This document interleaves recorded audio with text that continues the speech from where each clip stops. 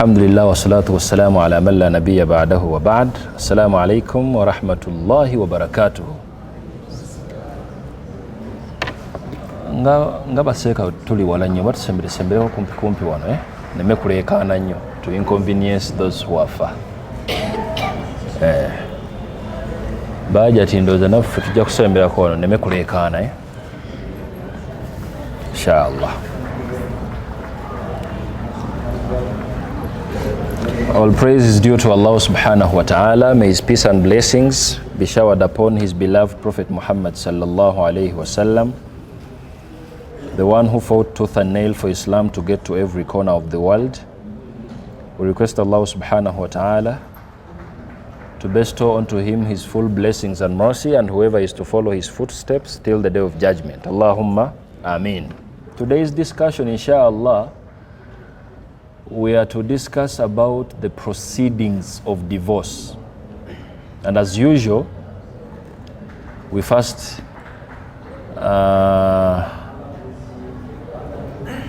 get a topic of discussion from the audience before we proceed. Because the question of the gents is different from that of the ladies. For a gent, when you're divorcing your wife, for example, what would be your procedure? Otandika otya? Musooka kulya kyaggulo n'omugoba, oba omugoba ku makyawo, oba omugoba wakatikati awo saa 7 nga wakumpi. Like, what would be your procedure? That's your question. The question to the ladies: omanya atyo nti omusajja agenda kugoba. What would be the signs? So, cause of time, we are to get 2 gents and 2 ladies. How do you get to know that this man inno ebyange kyayika bibi yandingoba mu maaso awo? What would be the indicators? Tutandikirewa. Should we start with the guys? The ladies, Ladies, do you have anyone with an input? Omanya otyo nti omusajja ono kati nno ajjirira nno nandiva wano. What would be an indicator? Don't we have anyone married? Eyakatuuka? Or maybe a divorcee? Nga bakugobako awo. What tewalabako? What were the indicators? Nga bakyalo bakyesooti ngoma baseeka gwogoba otya? How would you? Tutandikirewa. Yes, Sheikh. Oh, Ustad Samaha. Assalamu alaikum wa rahmatullahi wa barakatuh. Wa alaikum assalam wa rahmatullahi wa barakatuh. Before you proceed, I would like to recognize the presence of my 3 Sheikh brothers. MashaAllah. But then at least Sheikh Samaha, Sheikh Ashraf, Sheikh Bamuremo, Bedanga wako salamu at least tugende maaso. Inshallah. Nasobola okusomesa nze nga abawalimu abakulu bali awo. Inshallah. Barakallahu fikum. Ekibuuzo ekiri mu ddiiro gwogoba otya? Well, entandikwa yonna of course divorce okujja wateeka okubaawo nga waliwo ebibadde bibeerawo wakati wammwe, nga mu kusooka oba oliawo intention ya divorce tewagirina ng'omwami, nemukutuula ne mukyalawo ne mugezaako okukkaanya ku nsonga ezo eziba ziriwo. Omukyala womuwa ekiseera, kubanga oluusi tekijjirawo ku muntu ng'akwagala. Tekijjirawo n'ogamba nti kati nkutadde oba nkukyaye. Wekihappeninga for sometimes olwo ne kijja nti mujja kutuuka nga mujja kubiyingizaamu abazadde wakati wammwe ku saidi yo nga g'omusajja ne ku saidi yani y'omukyala oba tewaliwo ne mufunayo omuntu nga ali mature enough okusobola obagayidinga. Kati nze njagala wali eri nga kikususseeko mukyala wamputtu amaze emyaka egi nga wamputtu omugoba otya? Kati omukyala waabanga mu butuufu ye ng'alaba w'amaanyi buli kimu keera bulungi nnyo. Omuwa ku kapita awo oba yamanyi keera bulungi nnyo. In fact n'ekyokulya nkimuteera era mulekera n'akasente. N'omuwa order nti sikusangawo? Nenzija bulungi nnyo nemukola yenkola nensooka nejjako buli kimu kyendaba nti kiyinza n'okuyintavininga omugoba. Kati nenzija lwaki tomugamba bugambi nti nviira ng'owetaweta amakoona? Mba simutya kuba mba simutidde muwe akadde zonna zonna sayinings mulaze nti gwe nange mani mye kikoze eki ndaba kiganye sikyasobola. Kati awo nze nenkugamba nnyabo ebyaddala okusinziira ku kyaliwo mu January nekiddamu ne mu June nekijja mu August November nkutadde. Mashallah. Mashallah, barakallahu fikum. Njagala tufuneyo seeko omulala omu atubuulira agoba atya no then tufuneyo ne baajati babiri. Omanyi otya nti ogenda? Indicators. Omusajja ono olaba otya nti kati wallahi sisula? Yes. Assalamu alaikum wa rahmatullahi wa barakatuh. Wa alaikum salam wa rahmatullahi wa barakatuh. Okusinziira nti mba n'ekirowoozo ekyo kitegeeza tekize musaawe eyo. Tuba tumaze okyetegereza ebbanga mba nkifunidde ebbanga eriwera. Kyenkola ndeeta eyatugatta nkubira n'akasimu omukyala takimanyiiko. Nenkubira abaliwo ng'abajulizi bwe baba nga bazadde beeta bwe bali nabo ne mbayita okubategeeza nti ono ajja. Nyinza obutabagamba kigenda bbaawo olamba bagamba basaba mujjeko ewange nyina ensonga enkulu. Alabirawo nga bakoze eki nga bazze then ntandika okuteekawo ensonga zange lwaki okusinza nti kiba tekiguddewo lwa nnaku lumu 2 wiiki. Ntandika okulistinga ensonga zange nga nze omuntu. Okay. Bwatyo n'osiibula omukyalo ono. Mashallah.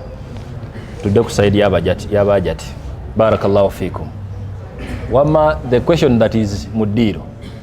Ng'omukyala gwe omanyi otya nti omusajja ono wallahi ebyokungoba byaliko? Kikyoyinza okutunulako n'omanya nti butuufu omwaka tegukyawera nga ndi wano? Yes. Assalamu alaikum wa rahmatullahi. Wa alaikum salam wa rahmatullahi wa barakatuh. Takyawuliza mboozi zange. Nga takyawulira mboozi? Yeah. Akyalya mmere waka. Tabeerawo. Like there is really no time and there is no genuine reason as to why he's not around or like emotionally around. Manya yankowa, manya akoyi. Even silent treatment. Manya nti ebyokugoba byagoba. Silent treatment. Aba yakuvaako dda. Okay. Ani omulala? Sofia wotusangidde gw'omanyi otya nti bagenda kukugoba? Kuba abeera omukyala mu maka. Omusajja ono omumanyi otya nti ono nno wallahi omwezi we guwera ndi wa mukisa. Tewaliwo kiyinza kuyindikatinga. Tetulinayo gwe baali bagobyeko wano just in case. Otugondezeemukko. Assalamu alaikum wa rahmatullahi wa barakatuh. Wa alaikum salam wa rahmatullahi wa barakatuh. Nze ndowooza nti kasita atandika okunzira mu kisenge. Okuddamu? Okunzira mu kisenge because biology. That is the worst omusajja akyayinza okweremesa okukola ku muntu gw'ayagala. Okay.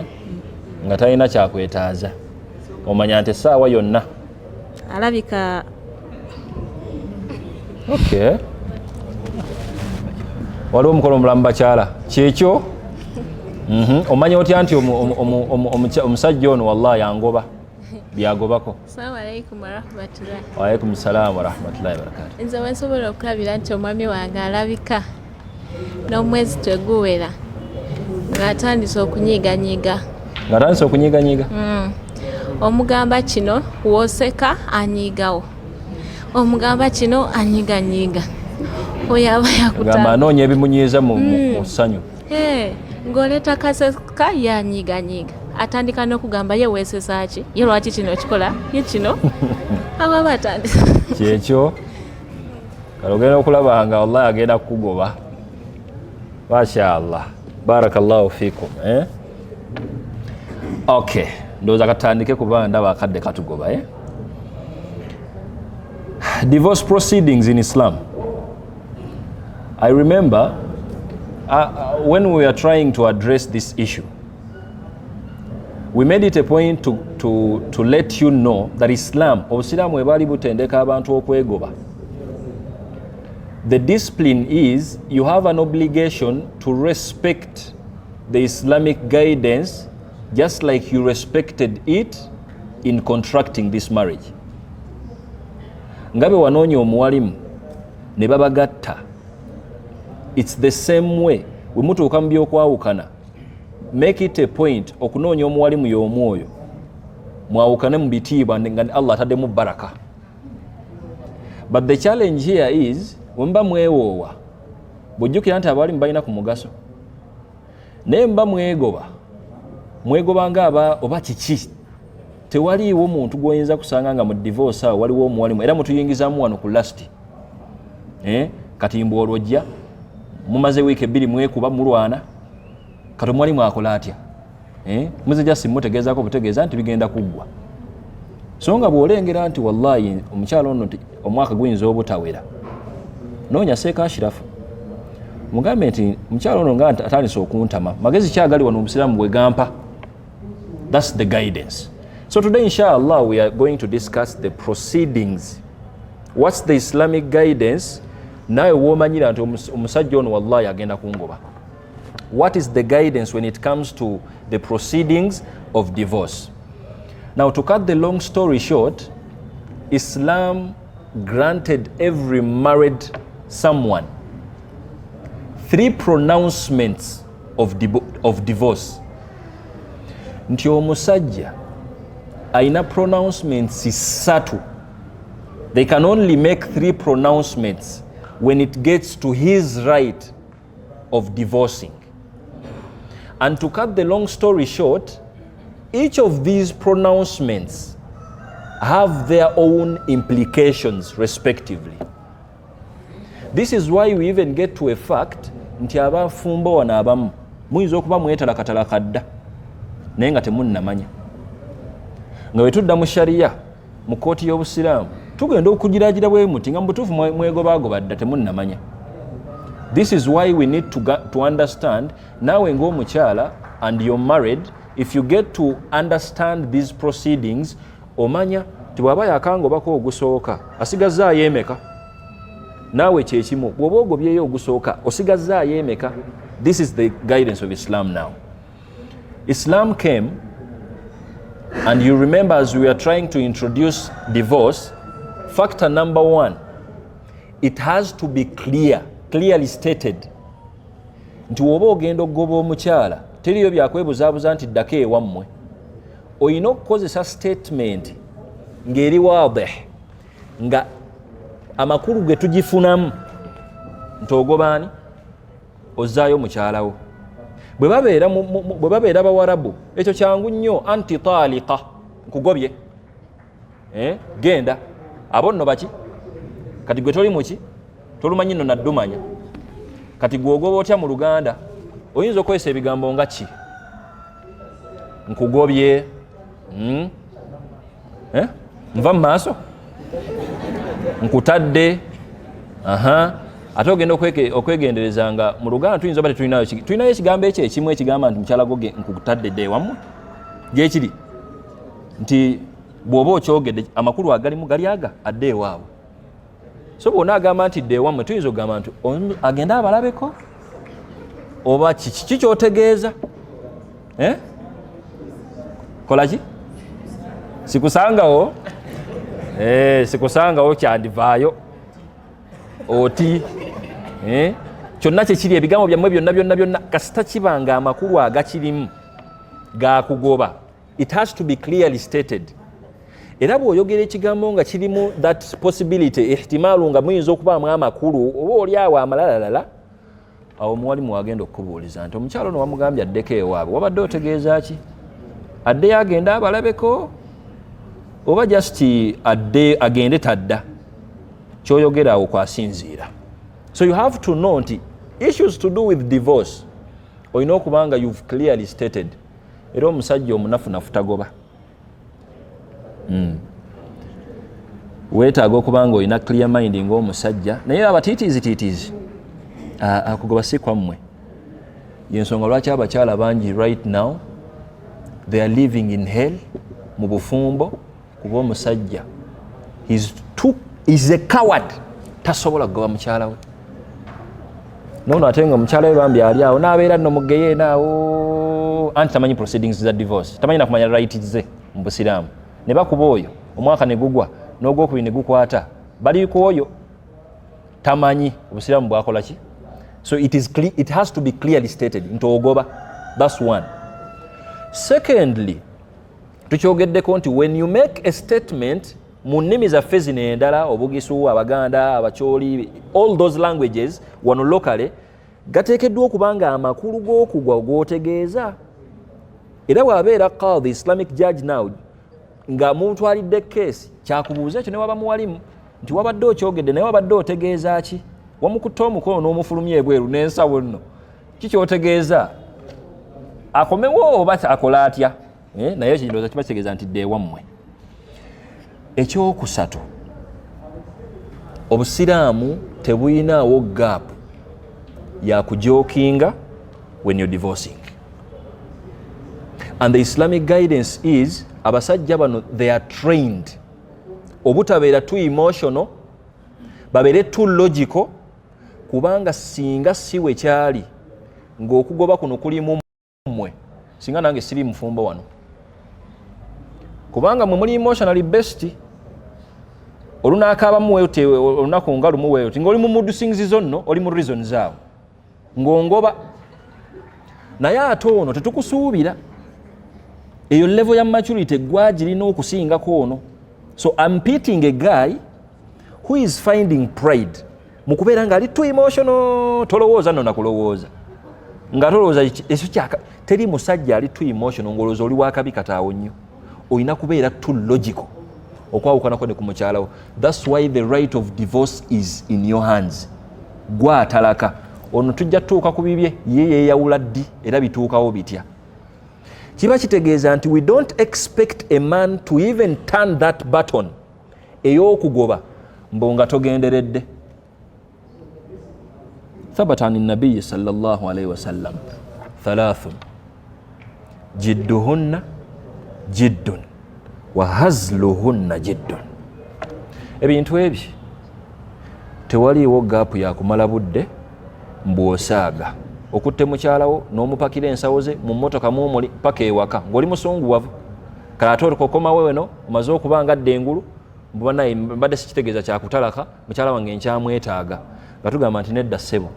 We tuba tunootinga omukyalo ono abalina okuwandiika mu CV ye nti nze ndi mba freshers ba divorce mu maaso awo nandigendera ddala bakantalakayo gutya gumu tugubala. So you really have to take note nga tonnaba kwesungulula ti ate kiki oteekeddwa okuba ng'otuuka ku step y'okugoba nga mu butuufu you've reasoned it out nga it's making sense. Omukyalo naakuviire bw'oba okyasaagasaaga ezo level z'abano baana bakyeyiyayiya ba girlfriend boyfriend ne beegomamu awo omwezi ogumu ne baddamu omwezi ogwokubiri banoonya byakukola awo. Naye abantu abafumbo tewaliwo that suspense nti mbadde nsaaga mu busaazi kankugobe mwana wani gw'ogenda ozannyirako bw'otyo kankugobe bwenkuzza kankugobe bwenkola ntya bwenkuzza. No. So Islam gave a husband the first and second pronouncements.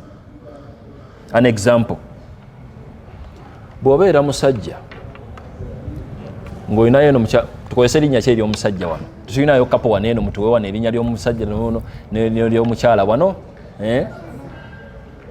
Linnya lyani lye tuba tukozesa wano? Bashir. Bashiri mukyala ki gw'osiimye sayidi eno linnya lyani? mumpeeyo erinnya erimakingira ku Bashiri. Sumayi Bashiri ne Bashira. Kati Bashiri nga tugeze Bashiri amaze emyaka 2 amanyiira oyo. Bashiri bw'avaamu ekigambo nti mukyala gwe nkutalase nkugobye, eyo pronouncement emu tugiwandiika nti yakagoba mukyala wo omulundi gutya gumu. Kati sharia nejja with Islamic guidance with some of the implications following after that first pronouncement. Bawo owobusungu obwo asunguwalire walala nga wakuvuma, talina sunguwalira wano ku ttalaka wano, era kibeerawo ng'okimanyi oli wa busungu bungi naye mu by'okuyomba muvume ebirala byonna todaagira mu field ya ttalaka, kuba bwoye kasita okyogerako bwoti anti oli musungu wava ate ogitegeeza awo eba erumye, n'oba togitegeeza totagaliraawo.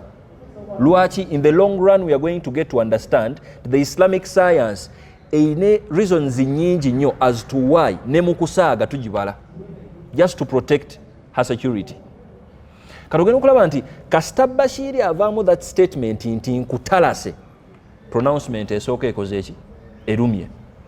These are the implications. Implication number 1, the waiting period observation commences. Kyalo ono aba atandikiddewo eddayo ti kasita omugoba talaaku rajien, kasita making a pronouncement eyo ti mukyala gwe nkugobye, kata oba oyina ebbanga lya myezi 3, 3 months to reunite with her. If at all you don't reunite with her in that period of 3 months, reuniting tutegeeza kasita omukwatawo ku ttama bwe museka nno, any conduct that shows nti muzeewo newebeera statement nti mukyala wange nkusonyiye tuddewo tu proceeding nga tugamba nti okay, the first pronouncement ebaddewo mukyala we bareunitinze, naye kirina kubeerawo in a period of 3 months. Kasita kisukka emyezi egyo 3 birala nnyo ate kati bye bigenda okuhappeninga nga bye tugenda obbiraba. The second implication, right of staying home remains constant. Bw'omugoba omulundi ogwo ogusooka alina okuba nga akyabeera naawe, omugobye mukyala wange nkutalase, naye oyo yennyini gw'otalase oyo with the first pronouncement abeerawo awo mu makaago, musulamu embiriri, bwakufumbira kamere, bwakuwa ne ku juice, oba mwe abanyiize oba ne mumala wiiki temwogedde, mwe abamanyi ebizibu byammwe, naye abeerawo awo. Lwaki abeerawo? Just to give it a chance.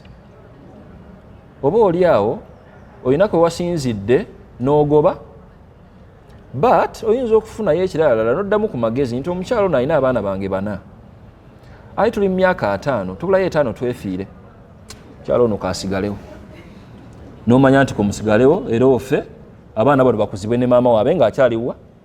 Ebyo byonna oba obirowoozaako ng'omusajja n'omanya nti kiyinza n'otutuuka ne kikusukka, n'okikola bukozi olwa environment oba olwaki. Allah yakitutegeeza dda mu Qur'an ti abakyala abo la tukhrijuhunna min buyutihinna. Wemumala okukola pronouncement eyo esooka temubafulumya. Ye katemba waffe olwaleero olugezigezi luli ku mulembe guno mufunyemu obutakwataga butono nnyo omufulumiza keesi. What is your problem? Nabbi wekigwogoberera yakikutendeka ekyo. Ife ne oba omanaginga conflict ogenda okulaba nga mulimu civilization y'amaanyi nnyo, bintu byakunyiiga nga bakugu nti mukyala w'omunyiigidde, but you have a discipline of sitting down mu roofu yeemu, era w'omalira emyezi 3 nga tomwetaaze nga tolina nakyo wejjusizza, mu butuufu ogenda okulaba nga mwawukane. Era n'omukyala ono tumuwa ku magezi ti emyezi egyo 3 baako ne byokola otya. Sijja beera nnyo muwemu, but you know what I'm meaning. Ofuna ne weerwanarwanako awo si kubanga ova mu maki, in case obanga okyetaaga eno okubeeramu, kuba eyinza okuba nga naawe era bye bakola by'oyagala, ng'oyagala okukola otya. Wala yakhrijna, n'abakyala bano tebafuluma makaago after the first pronouncement, mukibeeramu just to give it a benefit of doubt. Ti abantu bano, they might reunite in the long run. Bayinza okumala ne bakola batya? Ne bakwatagana. Do you know how many people have divorced and they are regretting after divorcing? Olwokuba they decided prematurely kati wamala doggoba omukyala naye naawe okimanyi yekka yakusobola n'obukyafu bwo. Wamala doggoba bbaawo jasa yogedewo kantu katono nnyo ofulumye nno ogenze. Aye naye alina ensonyi tajja kujja wammwe na mmotoka mbw akukima ajja kuswala omwezi nno ne gugwa n'ogwokubiri n'abaana babiri muli wammwe nno. Omusajja teyakugoba naye ate ono byembu ovuddeyo. Tugamba nti nedda. It has to be guided. Sigalawo after that first pronouncement. The other implication, the right to inheritance is still on. After you pronouncing nti mchala gwen kutalase omundo ogusooka ogeze kulaba nga of course mugala sigala nga muwangala mu embiriri, the right of inheritance in Islamic law still exists. Bwe weefiira omukyala ono asigala akyasika era naye bw'afiira awo omusikako ku maali ye tujja bbira banga tutuse mu irithi. So tetwagala nnyo kulaba baganda bo bwe wanyumizaako ti mukyala w'omutalase naye ate ofudde omutalase. Nze nja kuyita nti jangu wano n'olugambo lwo. Kikyotegeeza n'okumutalaka. Yamutalaka mulundi gusooka gwokka, ogwokubiri oba gwe guli ogusemba albain. Seeka kasa bulungi naye just yantegeezako nti amukoze eki. Batugamba nti nedda bambi al aslu baqa'u ma kana ala ma kana. Ffe tetumanyi nti obufumbo bwe buliwo kasike maali ng'omukyala yeetwalira ku byobuki ku byobugagga. Kiba kitegeeza nti even after that first pronouncement okusika kuba kukyasobola. They can still inherit you ng'ofudde naawe osobola okubanga bbaawo naakusikira newankubadde nga atandikiriza ebyokugoba. Okusika kuba kukyaliwo. The other implication is the pronouncement is on record. If you make that first pronouncement, even after reuniting, fembita bwekibangayo nti wadde baddiŋŋanye kati naye yakamugobayo gutya abulayo gutya gumu. Nze kategerekesaako. Yes. So tolinayo gaapu gamba nti wakagobayo kati guno ogusooka kati olwokuba mu reunitinze kati kiweddeyo ozeeyo ku zero. Nedda. Era bw'obeera mukyala naawe wano oba okimanyi kati nti omusajja we yakakugobayo gutya gumu. Wogiriramu era bw'oti akwongera ogwokubiri nga bikola bitya bitagala. You can still reunite within the waiting period, ekyo tukyogeddeko. And then new marriage contract in case the waiting period expires without reuniting. Bwe mudda mu byekito olw'okuba muli bize nnyo omaze otutalaka mukyalawo the first pronouncement nti nkugobye neweefuula bize neweefuula bize omwezi gusaba ne gugwa neweefuula bize oli wa safaari ogwokubiri ne gukola butya ogwokusatu we guggwako without any sign clearly of reuniting. The guidance is you have to make a new marriage contract. Some scholars were like you even need to give her another mahar. Contract eba mpya. So the one question is lwaki eba mpya bakulanga ki? Kiba kitegeeza nti emyezi esatu bwe giggwako kyalo ono oddayo kumuwasa buto even after the first pronouncement. Addayo ewaabwe n'otuula ne sezaalawo ex-sezaala n'omugamba mbadde nzize kuddamu kuwasaani muwalawo ne bakusayira amahala awo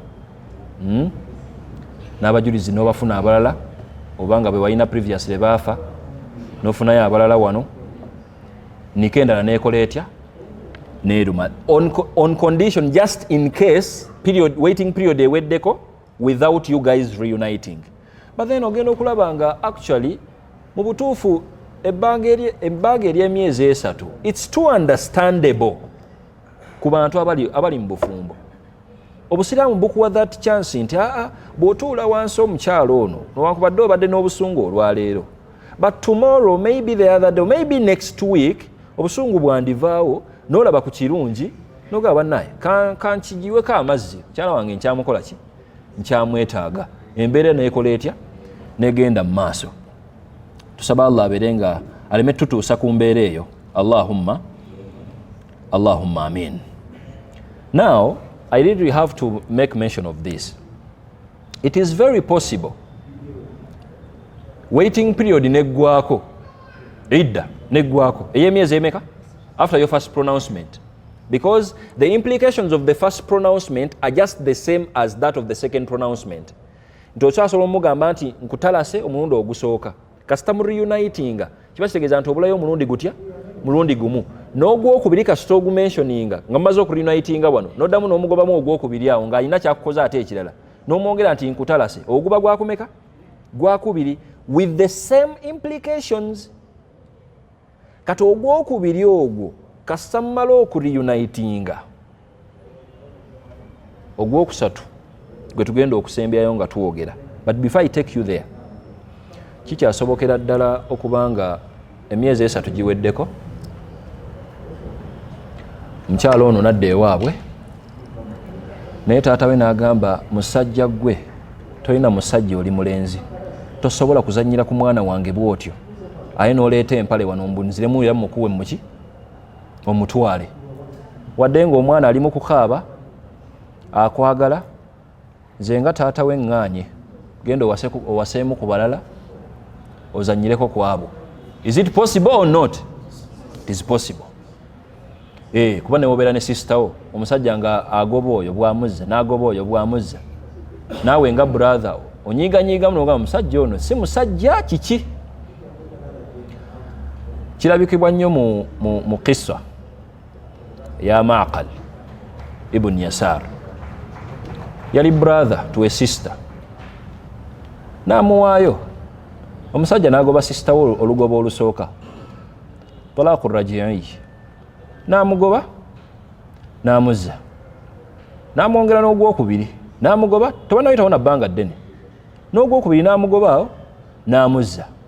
Kati nga brother nawulira nga ali concerned, musajja ono kumanyira bumanyizi, naye sister wange tamuli bulungi, ate waayita kameka, idda neggwako nadda ewaabwe after the second pronouncement.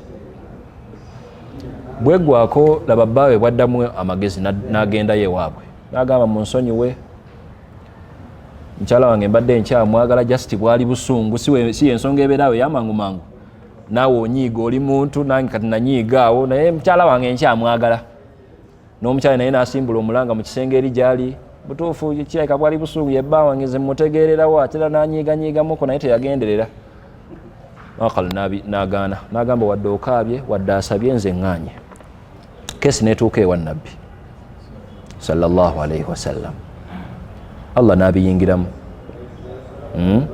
Wa idha tallaqtumu nnisaa, a'udhu billahi minash shaitani rrajim, bwe mugobanga abakyala, fabalagna ajaluhunna, ebbanga labe nerikola litya, neriggwako.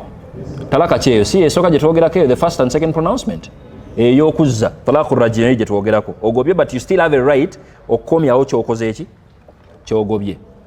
Fala ta'dhuluhunna an yankihna azwajahunna idha taradaw bainahum bilma'ruf.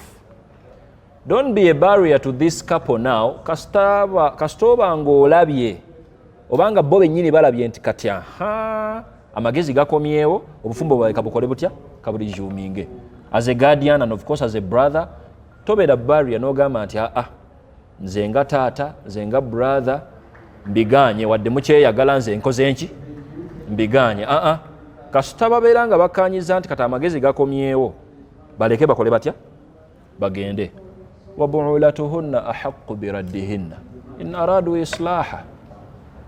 Allah yakitugamba adda mu Quran suratul Baqara, ti babba baabwe balina right eyo, be basaanidde ddala okubanga bazza bakyala baabwe be bagobye after the first and second pronouncement, balina right okubazza in aradu islaha, on one condition, if at all that coming back is attached with good treatment, kindness, because it is possible bawo ono n'akuzza ng'ekigendererwa kya kukumalamu kajanja. Nakyo kisoboka. Kisoboka bate kisoboka. Ngenda okulaba mukyalawo, kituufu mubadde mwawukanye, ogusooka n'ogwokubiri, naye ogenda okulaba nga tomukinyizza bulungi. Omukyala n'anjooga bw'atyo, n'omugamba kamuzze n'omusirwalira soleramu awo mpola mpola. That's your game anyway. Omulimbalimba ebigambo ng'ebya ye n'akomawo n'omutandikako. Tomulabirira muswaziza omwogeddeko ebintu ebiswaza. Wekibanga that's your aim, then university kukola nako gyerabira nogyerabira tebikwatako. Ekola bukozi ku bantu nga they have really got to an agreement nti kati ebintu bino kabikole bitya kabiterere and let's proceed with our marriage. Ogenda okulaba nga all those implications ziri in line with preserving the marriage. Kuba singa siwe kyali obusiraamu tebunyumirwa nnyo bantu bano kwawukana. Naye njagala ombulire wallahi ng'okakasa oli mu masijidi nno olwokutaano ate olweggulo. Bameka be wali owuliddeyo abeegoba nga bino babi respectinga. Kale njagala I want you to imagine naye imagining amunti kati gwagoba buno obudde obuyina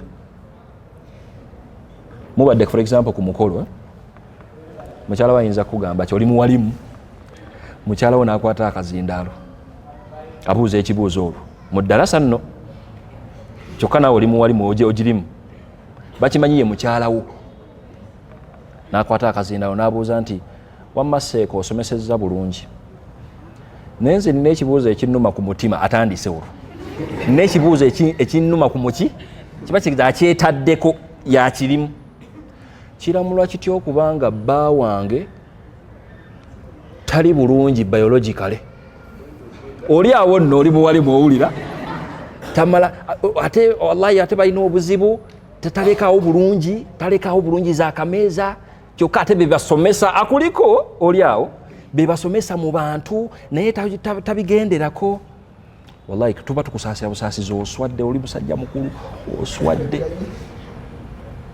jasi weetaaga oba kiki oba lukuya onywekwayo awera obusungu bwokubenga obukola ki bodde waka buno obudde obulina mbwotandike nti nkutalase obeera awo emyezi gy'ebiri bwojjukira nno nti yakulangira ekyalo kyonna kikumanyi nga bwotali bulungi mu biology, ekyalo kyonna kikumanyi nga bw'otamulabirira, ekyalo kyonna kikumanyi nga n'obeerawo omwezi ogusooka ogwokubiri ogwokusatu ng'oli awo olaba nga mu butuufu kiba kizibu nnyo. But personally I think we don't respect our conflicts when they happen. Tutandika okubiwa obudde nga wallahi temukyasobola kukyebeera. Eyandifunye ensonga ennyingi okuzza mukyalawo wallahi nga kati zaggwayo. Ku mukolo yakuvuma n'osirika ne weebaka n'okyerabira.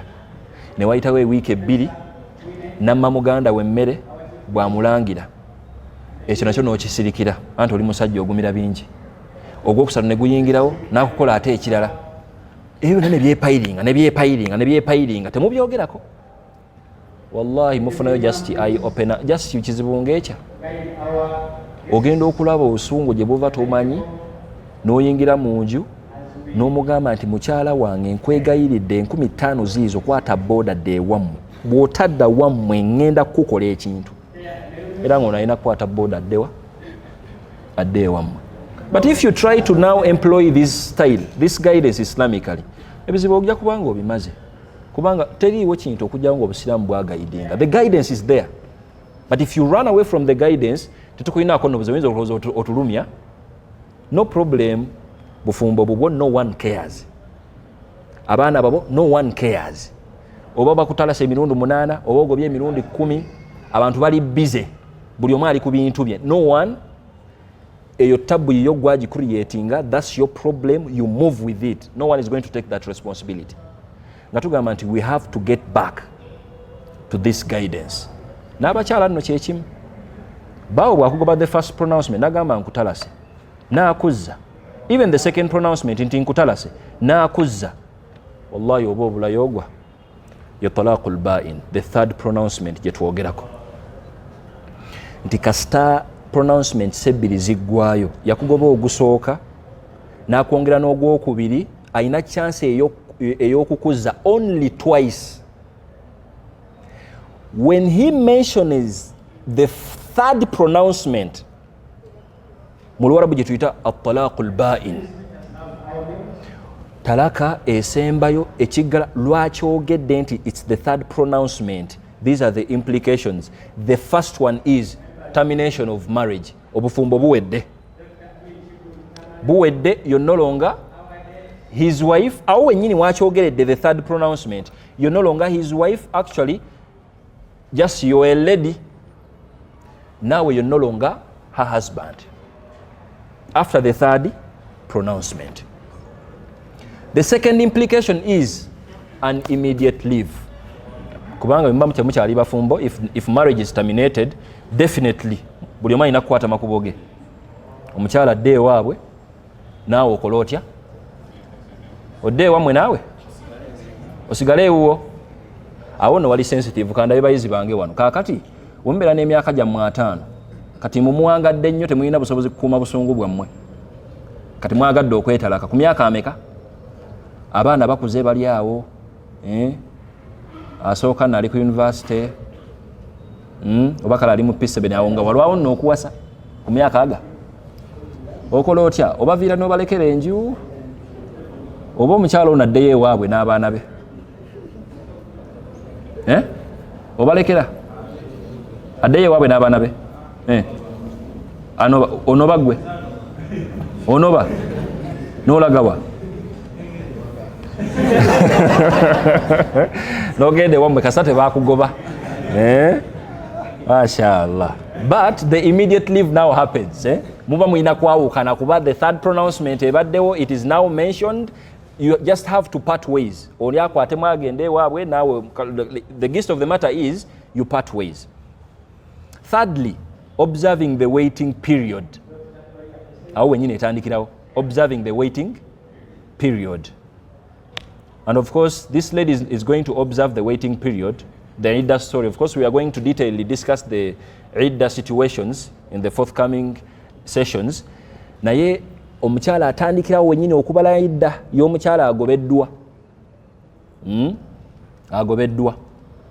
Etandikirawo wenyine from the third pronouncement. And then thirdly, reuniting is valid after an intervening marriage. Bw'oyagala okuddingana n'omukyalo ono gw'ogobye emirundi 3 with the third pronouncement, you're not allowed Islamically to marry her, not until someone else has married her, n'amugoba bibye, then noddamu naye n'omuwasa ng'oba omwagala. Mukategedde oba temukategedde? Kubanga with the first pronouncement and the third pronouncement, oyina ebbeetu musajja gwe. Talaka nga bw'oyagala kuba oyina ebbeetu right yo. Ziri nno 2, goba bwozza ng'emu enoze, n'ogwokubiri goba bwozza nga gukoze gutya, sebo ogwokusatu tojja kutambuliza busiraamu ku emotions zo. Kasita ogwokusatu ogwogera ng'omanya nti kati kirumye omukyalo ono omwegobyeko. If you ever think of reuniting with her, mukomewo mubeere abafumbo, the one condition is omukyalo ono alina kufumbirwako walala omusajja omulala. Omusajja oyo omulala ndowooza naye amulage ku mputtu balemagane naye amwegobere, then oluvannyuma nnyo bw'anamugoba Iddayo neggwako ng'okomyawo ekisibo n'obufumbo obupya. Naam, kyonna kyakoze naye kasita amugoba, yes, kasita amugoba kategerekesaako kati amagezi geeka, kuba nkimanyi mwasoma nnyo, mulina amagezi mangi. Semaka bw'abanga ali mu darasa ng'eno agenda okuwulira mugambye nti omukyala bw'aba yawukanye naye, talaqul ba'in, the third pronouncement ebaddewo, kati mwawukanye, condition eri nti afumbirweko ewalala, mbusebe ate amala akola atya? N'afuna seeka munne n'amugamba nze saagala kwawukana ku nabbi waffe Muhammad swalla. Nabbi yatuyigiriza ti tetujja kuddingana okujjako nga waliwo asoose omukola ki muwasa. Mbadde nkusaba mukwano gwange, fera genda obenga awasa, kyetuyita tahlil, genda obenga awasa naye nga tobitegeeza. Muwaseemu awo kasannike eggwa bweti mutalake. mutaleke gyonna emirundi gigweyo such that nze nkeera ate ngenda ew'omuwali mubadde mubatukole batya kati ekyo nabbi yakimanya ti abasiraamu engeri gye batanywa mwenge balowooza nnyo bayinza okuyitira luuta eyo nayingirawo n'obujulizi allah no mu Qur'ani yatutegeeza nabbi yasooka n'akolimira laana allah allah yakolimira almuhallil walmuhallal lahu allah cast omusajja ono exiwoono omusajja ono ali mu kuwasa gwe bawadde eddiiru nono eyatutte eddiiru mbu bawase simaate basooke baawukanye nono afudde gaapo ekola etya awo bonna wonna kikolimo kyereere era bw'oba nekyansi n'obalaba baviire buviizi kuba babateekako dde ebiki ebikolimo. It is not allowed. Actually, some scholars, when they were trying to diversify into this, batuuka n'okukimalamu ne bagamba nti nedda bambi ne baba amaze okuba nga nika ebaddewo n'olaba ekifaananyi nga beewasizza twetaaga tukakase nti biology abaddewo. Kyaliwo ku mukyala eyasooka eyeyambulula, tujja biramu kweyambulula, yeyambulula ne bbaawe olwa emotions ze n'amugirega nno kati agenda okulaba omusajja gwafunye owokubiri ate waliwo byatatuukiriza bulungi n'agenda ewa nabbi n'amugamba mpulira nyaa kuddayo wa ex wange. Nabbi n'amugamba nedda bambi si we bikola, alina kusooka kufuna biology wo then we muba temuwakize out tusooke tulowooze ku kyokudda ewaani ewa ex wo. Olaba nga obusiraamu buno bwatumala ebyegyo si we kiri. This is what I normally tell you. Woba okyali muto mu ndowooza kanya kusiiba, siiba, dealing with your desires, gwamanyi siiba, ate twagala kulaba nga okola ebintu ebyaganibwa, teweezanyisa, gwe siiba busiibi, kubanga wobanga oli too immature to that level, wallahi obufumbo si bw'abaana bato. Kuba buli womala okuyingira obufumbo bwoti bw'ogenda okutegeera nti osobola n'okumanya nti bannaaye divorce saawa eno kanjira nninda muko olw'ensonga oba oli ayo ebaddewo nga si yenkulu ennyo eri awo ne mutambula butambuzi. Era nze mpulira bu discussions bw'abaana abato ogenda okuwulira ladies like for me I don't settle for less. Kasita omusajja wange ampasa sente bwe zikenderamu weeziti nze nga neeviirawo. Mulindabira ddala omwana omuto atayambadde dayipa naye ng'olabira ddala ono mwana muto nga wallahi ayina just ayina omugugumu, era wabeera nno nga mukyala we gweyogereza nno oyo wallahi oyina omulimu gw'amaanyi. Sooka weerabira omuwana nti anyirira, sooka weerabira omuwana nti ng'ogezze ng'okoze, eyo sooka pausinga, put some sense in that mind, invest in mentoring your wife nga tonnamufuna. Bw'ogenda okugjawo oyo kasasiro wa atakolifayingisa kyekimu nno naawe otegeera nnyo naye bbaawo tategeera nga bw'otegeera, agenda kukugamba ekisiro. I made that a point. Yes, ate ebizibu byaffe ebyanjawulo ebyabasajja si byebyaki, si byebyabakyala. No, okyasobola okuba ne mukyala wo nga yakutama naye n'oguma n'omanya nti owaaye n'amahale sigalina malala, obudde bw'okwemoyera mu kidaala sibusobola. Kaŋŋume n'ono owange kaseera namulonda mumulaba ne muwangala ne weekako mumwagala ne weekako, ogenda okola wiiki eweddewo obusungu ne buggwawo ne muddamu ne museka. That is it. So whoever is here and you think after getting into marriage mugenda beera nga mweyagala bweyagazi, ogwo mukwano gwa firimu nga mweyagala bweyagazi mbu temujja kuyomba. Lwaki temuyomba? Mulina okuyomba, just okuyomba okulina kuba on a reasonable pace. Temulwana, temwevuma, naye muyomba mu bya bulijjo ebyo. Ne muyomba nga mukyalawo temutegeeraganye, ono omukyala alina kyakuyombesako awo. For example nga ki? Mwe temulina bakyala be mwogereza? mukyala we asobola okugamba nti naye musajja gwe ndi mu ddiiro gw'oli mu kisenge nkuweereza message ombulutiikinze bwakaaba nno kati semaka oli mu ntebe owooza nno musango obulutiikinze mukyala wo ali mu kisenge nga gw'oli muki mu ddiiro. Abasajja balina ebizibu ya rabbi wallahi n'otuula naawe yegwe nno gwe tubayirako oyinza n'obeera president waffe after 20 years from now naye nga byebyo ebizibu byo mukyala wange namubulutiikinze naye ng'ate ali mu kisenge ate nga gw'oli mu ddiiro. Mumuli baana bwe tutomera na bbeera eyo bu birthday busongasonga buli awo nno mbu mukyala wo weerabidde olunaku lwe baamuzaala mukulu nno weerabidde olunaku lwe baamuzaala ayina abaana 2 3 kati nesitukange eyo kesi kati amaka gakyankalanye nembeera mudu ze nezibeera weewaka omanyi solution gyoyina guma bugumi yoyo wuwe gwe walonda wayina kintu kyo wakyerondera okirekera ani agenda okitwala guma na muntu wo gwe yamumanyiiza wano ng'omwogereza nti buli birthday eyo oyina omugulire ekintu ekyenjawulo kati omumanyiriza mumaze okutuuka wa mulina ebizibu ebinene nnyo ebisika birthday naye wallahi waliwo omusajja munnaffe wano ngaeyo nayo keesi ya mumaka omukyala nawuliranga emirembe gimubuzeeko olw'okuba weerabira olunaku lwe baamukola batya naye nga ani gwe baniteekeddwa okusanyukira ku birthday okwo gwe baazaala oba eyazaala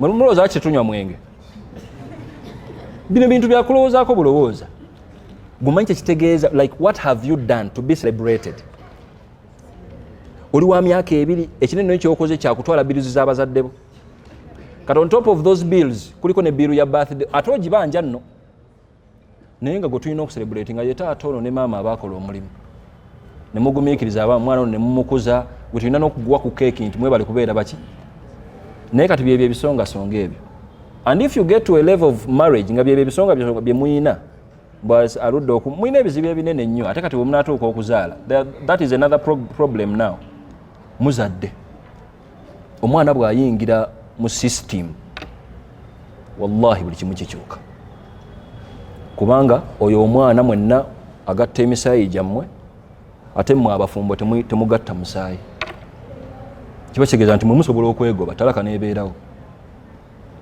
kati tukusekerera gwe prioritizinga bbaawo ne weerabira omusaayi gwe ogutagenda kukuvaamu naawe kennyini noprioritizinga mukyalawo akaana we kakaaba oli eno obiibiyita bebiwo akaala kali eri kakaaba tugamba nti nedda bambi kati mwasukka psychologically omuzadde okuyita omwana ono nti Allah okuyita omwana ono nti fitna it's a trial.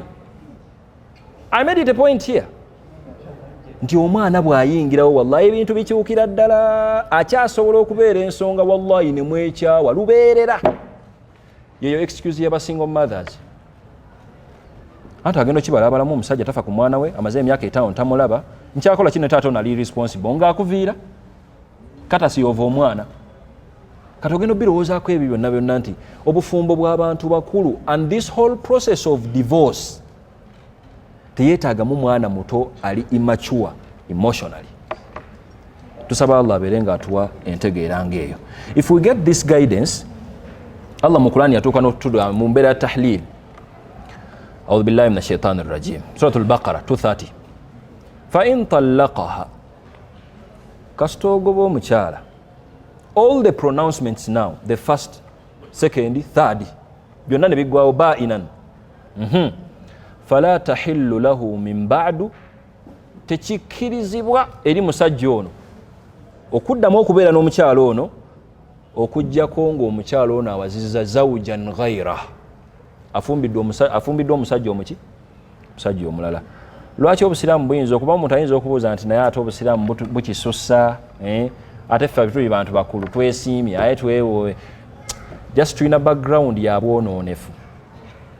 Naye obusiraamu bwagala butendeko omusajja ono bbaawo bumujjukize nti yesse maka mu maka ya leadinga family okutuuka ku point eyo y'okutalako omukyala w'emirundi 3 mu myezi 3 ng'omanya you are with a boy, you are with a boy, kubanga yagalagana ebikunyiza biyinza okubeerawo nga byo bingi. Toddangako wakanga omukyala tannafumba mmere, ate nga tolina woolidde muli bawuulu bannaye mwenna katimbo ki mbo tokisuubira wawasa mukozi oli ojja kudda n'enjalayo jasa onyiigemu ebijinzi awo naye nga togenda kuyomba bakubuuza obadde kyogambe tewali naye nga waliwo ekiriwo ng'enjala ekuluma naye nga n'ensonga weeri abadde ku mwana we ng'omwana amumazeeko emirembe omwana alina ssenyiga abaddemu n'akasujja nga kitegeerekeka naye naawe enjala ekukola etya ekuluma nga option eyineemu kuddayo gy'ova olese ebyokulya ate mubiri babiri kuba nabo enjala ebakola etya kati twagala kutendeka musajja agenda kusinziira okwo nti wallahi eggulo nakomyewo omukyala nga tafumbye emmere mpulira nga mmanyiira okujjako nga kirina engeri gye kikoze kitya kisusseemu. Are you getting that approach now? Obusiraamu butendeka omusajja. That's why the divorce story is a right of a husband. Okutalaka kuno musajja akuyinamu obuki obuyinza olw'ensonga nti omusajja ono yakulembera amaka. Tetwetaaga ye musajja kukulembeza nsonga zino zitaliimu maki zitaliimu mulamwa okutuuka ku solution y'okukola ki y'okwegoba. Njagala okumaliriza session tugende mu bibuuzo n'ensonga 3. Ensonga esookera ddala, it is very possible for people who are in marriage okutegeera nti batomedde nga they are already in marriage, most especially ku mulembe gwaffe guno ogwaleero. Temugoberera guidance ya busiraamu nga mwefuna, buli omu yeesanze gye yeesanze. Kati otandise okufuna guidance y'okudatinga ng'oli wano olidde nno oli mufumbo baana aba babiri, wootegeera nti wallahi watomera nekikutuulamu nga ge mazima. Teyamazima mukyala wo loosi naawe nga bbaawo ki loosi. Obusiraamu bwakugulira omulyango, kubanga tujja bba tukusomera aya z'obugumiikiriza mwette, ate tetuyinza kwanguyira nti bannaye akuyirizaamu katono vaayo. Awo tubadde nnyo too liberal. Naye gwe ng'omuntu omukulu omusiraamu atanywa mwenge ebyo birowoozaako n'omanya nti wano wendi nedda. So it is very possible for married people. Ate tekitegeeza nti divorce weba ebaddewo kati mboosiraanye nedda bambi. Wa in yatafarraqa, Allah yatunyumiza nno, akuwa ku confidence. Mukyala gwe bakuba emiggo, naawe musajja gwe mukyala waakumanyiira myaka 5 ali ku ggwe. Allah akuwa essuubi tikasita mwawukana nga amazima mwawukanye nga temusobola kubeera mwembiriri. Allah agenda bakkusa buli omu gy'ali ku munne. Yes, it is very possible, because if you make that decision nga mbutuufu ebadde credible, mukyala we abadde mulogo, ogenda mumisingako ki kuloga olina mumuta agende. Baawo abadde muki naye abadde mulogo, kiki ogenda omumusobwako naye obeera n'omukwano ng'omwagala otya. That's a turn off. Manya nti alhamdulillah twayawukana kalogeko abalala naye nze ndiki ndi safe. Saba Allah abeere nga atuwa that guidance. It is very possible, era olabanga ng'oli mu situation ingeeyo, it is okay, seek the Islamic guidance, mwawukane bulungi. Allah ajja kubanga abawa baraka mu buki buli mbeera. Point ey'okubiri, divorce si kyekintu ky'oyinza okululunkana okutuukako. Naye the challenge is we get to marriage nga twamanyiira dde ebintu ebyokwegoba. Mukyala wo gw'oyogereza, your future wife yakagoba abasajja 7. Tetwagala na kumanya nsonga naye 7 byakakola ki? Yabakugamba nno nako n'oseka busesi nga ndilirako enzo nzikoze etya onzikiriza. Kati mutuuse mu bufumbo kati mbuki mbugwa agenda kiki ennyo ajja kuweza ow'omunaana anoonyeyo ow'omuki ow'omwenda, because it is just normal now. Naawe kennyini oli wano before marriage wagoba abawala nga 10, wallahi n'ogoba kati kyeweetendekamu yo like it is just normal. Bw'owasanga tebitambudde bulungi ng'ogoba, bw'owasanga tebitambudde bulungi ng'ogoba. Who told you that marriage is all about bulungi? Nedda bambi. Actually whatever you consider to put you in marriage, wallahi si kyekikukuumirayo. And what value are you having that is going to make you stay in marriage? Gwe kiki weekuumiddeko? Oli mugumiikiriza nnyo kuba ebyo ebiremezaayo abantu mu bufumbo, oba gwe weesonyiwa ekyo kisobola okukukolera ng'oli muntu eyeesonyiwa, obufumbo ne bukola butya ne butambula. But we are raising generations ey'abaana abato n'atuuka mu bufumbo nga byebyo ebisongasonga bye balimu, beegoba nno n'agoba n'ono nedda bambi temujja kuleeta kwegoba okwo muyiri eno wansi mu kuyingiza eno mu bufumbo. We have to keep that value of marriage. Yensonga lwaki divorce ina implications ezo eziri tough, nti n'omusajja ono bw'abanga amanyidde agobagoba bwati kasita giwera 3 tajja kuddayo kufuna root kw'ono omukyala. Limadha liyadhuuqa wabala amrihi, afiiringe obuzito bwakyo. Ti abaana ba babiri musajja gwe abagenda okukubibwa emiggo ku mukyala ow'okusatu gw'ogenda okuleeta, anti omwana omu wa mukyala we yasooka n'omugoba, ate bakyala tebagenda na baana bo, n'omukyala ow'okubiri n'omuleeta n'akuzaalirayo omu naye n'omukola otya? Kati mbw'osuubira omwana waffe w'emyaka 25 ajje omukuba omugugu gw'abaana aba babiri abatali nno na babe, era ojja kukanya kusomanga aya nti mukyala gwe toyokya baana bange, mukyala gwe baana bange balere bulungi, kyokka babakuba emiggo, abakubye ennyo, bw'atabakuba obavuddeko tobalera. Ngenda okulaba obulamu bwonna bwonna okkirizanga kuba musajja gwe oli tuwani serious, tewabirowoozaako ng'okola otya? Ng'ogoba. So ogenda okulaba nga the Islamic guidance bwe tuba nga tuli experienced mu kugoba wano eno, era nkusaasira nnyo nga yeyo mentality gy'olina. If I'm not comfortable, I just step out. If I'm not comfortable, I just step out. It is very okay. Step out. No one cares. It is your own creation. Bw'owasa oba n'otawafumbirwa tewali nno gw'olumya. Just olumya muzaddewo taatawo na maamawo kulwawo kuba wakubazzukulu. Kati mbundi wano nnumwe temulaba nga mbasomesa kwewasa. Naye bw'ojja wano ng'oli feminist n'ogamba nti Usaini nkubuulire wallahi sigenda kufumbirwa kuba abasajja tebagenda kummanyira. Mbo nsubiremu ki? Mbo nakuwale olw'okuba ky'oŋŋambye kigenda kunkolera kinzi. Ng'avuga mitoke weebale nnyo. You are entitled to your thought. Wangaala nayo. Owangaala era ofe nga tokoze eki? Tofumbiddwa. No one cares. Tusaba Allah abeere ng'atuwa guidance ng'eyo. Katogenda okulaba nga our generation today eri too affected in that angle. Twamanyira ebintu by'okugoba ge mazima. Ate nga bw'obanga ekyo ye mentality gy'olina, bw'aba agaanye twawukane, bw'aba agaanye twawukane, bw'aba agaanye twawukane. Saba Allah tusaasire. Allahumma kubanga obufumbo buli technical, kamalirize ne kantu tugende mubibuuza. Ate ebibuuzo bya Ironze sigenda na kwefiira yabali mu nganda abangi. Seka Yusufu Wuli, Seka Samaha. Ntebe nkedde, wekintabukako nga nfowadinga hadisi ziri wano mpitirivu. Inshallah bajja na kweyanjula kubanga muteekeddwa okumanya abawalimu. Inshallah. Kyensembyayo nakyo, I made it a point nti ekikutwala mu bufumbo si kye ekikusigazaayo. Tolabanga mukyala w'omweru kyewayagala n'ekyo.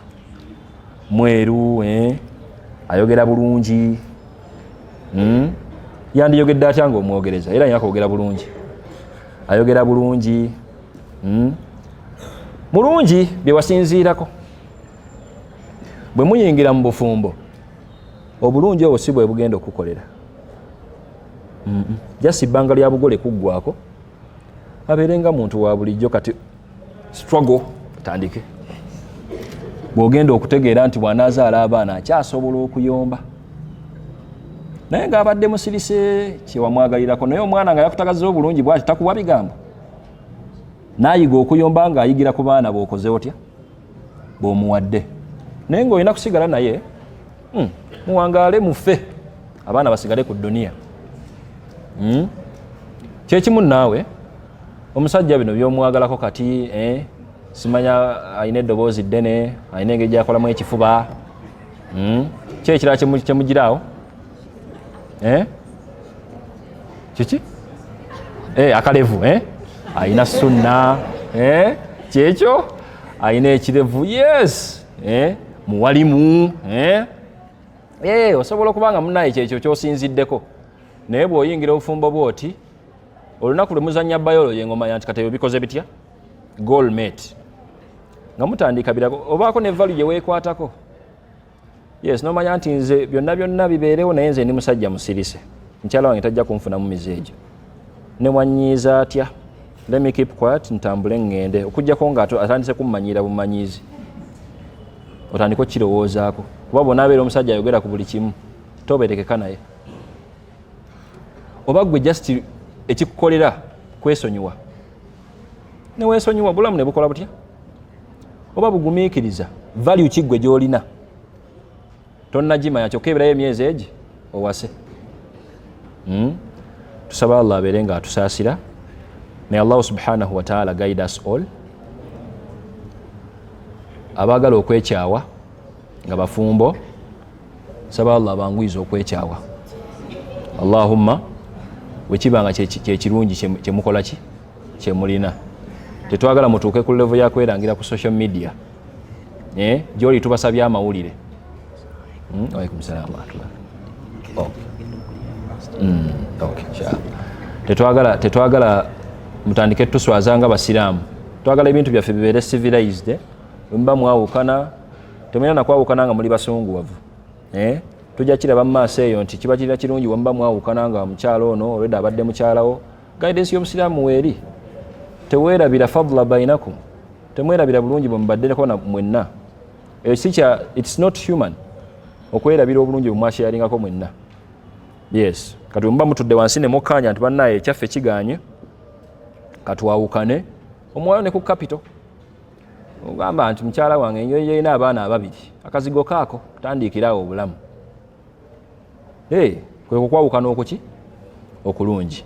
May Allah subhanahu wa ta'ala grant us that guidance. Allahumma amin. Wembanga mulabanga obufumbo, it's really possible obufumbo ne bugaana n'otegeera nti watomera, more so when you ran away from the Islamic guidance, kisobola okugaana. Yeah, if at all it's the only solution, it's okay, take it.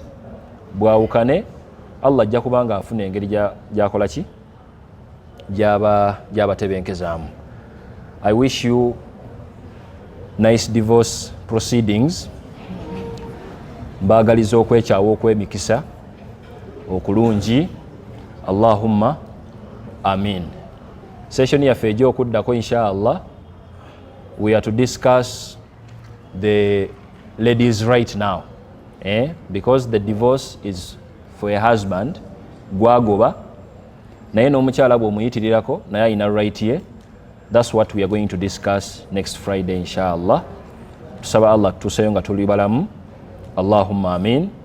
Naye bakugobye courtesy of this session tonyiigira nze, just onoonya gwakuteekako blame.